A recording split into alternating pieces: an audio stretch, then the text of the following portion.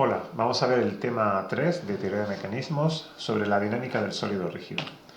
Para empezar, vamos a recordar cuáles son los tipos de problemas que vamos a abordar típicamente en esta asignatura de cálculo de mecanismos. Tenemos el problema cinemático y luego problemas de dinámica. El problema cinemático consiste cuando tenemos como punto de entrada posiciones, velocidades y aceleraciones conocidas, siempre lo resolveremos en ese orden, y a partir de esos tenemos que calcular los desconocidos, ¿vale? Siempre partiremos del número de datos de posiciones, velocidades y aceleraciones conocidas igual al número de grados de libertad del mecanismo. Típicamente en un mecanismo con un grado de libertad necesitaremos una posición, por ejemplo el ángulo de una manivela, una velocidad y una aceleración para calcular el resto de datos del mecanismo. Eso en cinemática. Ahora en los problemas dinámicos hay una diferencia. Tenemos problemas dinámicos directos e inversos. El problema dinámico directo es el llamado simulación, en el que conozco las fuerzas aplicadas al mecanismo, así como las masas, la inercia, y con eso reconstruyo la trayectoria que sigue el mecanismo. Es como hacer una predicción del movimiento del mecanismo.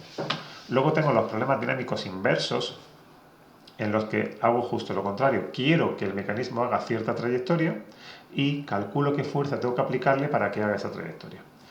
El último caso, pues el que se utilizaría en planificación de trayectorias, en lo que sería el controlador, por ejemplo, de un brazo robot o de cualquier máquina en general, que queremos controlar su trayectoria. El tema de cómo de complejo es realizar los cálculos, pues dependiendo de si estamos en un sólido libre, es el caso más sencillo. Sólidos en cadena cinemática abierta existen formulaciones que permiten resolver la dinámica de forma fácil, y en cadenas cinemáticas cerradas pues es el tema más complejo, en el que hay soluciones que funcionan muy bien, pero incluso a día de hoy se siguen estudiando tesis doctorales sobre métodos más eficientes computacionalmente, por ejemplo, más precisos. Bien, lo que queremos llegar a calcular en general, no en este tema, sino mucho más allá, sería el caso más sencillo, cuerpos libres. Pues el cómo simular una serie de cuerpos individuales en 3D, cada uno de ellos tiene una posición y una orientación, ¿vale?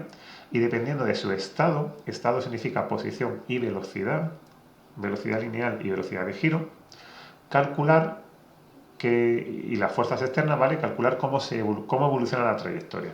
Por ejemplo, esta simulación de bloques, pues unos bloques salen disparados con una velocidad, chocan unos con otros, se ejercen fuerzas, cómo rebotan, cómo van girando en el aire, ¿vale? Eso es una simulación. Luego tenemos el tema de sistema multicuerpo. Ya estamos hablando de varios cuerpos, unos enlazados a otros, y en este caso, por ejemplo, sería un dummy con cadena cinemática abierta, ¿de acuerdo? Entonces, la simulación sería capaz de predecir si un cuerpo tira del otro, teniendo en cuenta la inercia, la masa, etcétera, cómo se movería. Y por último, cadenas cinemáticas cerradas, pues tenemos mecanismos como puede ser un 4 barras, 5 barras, etc.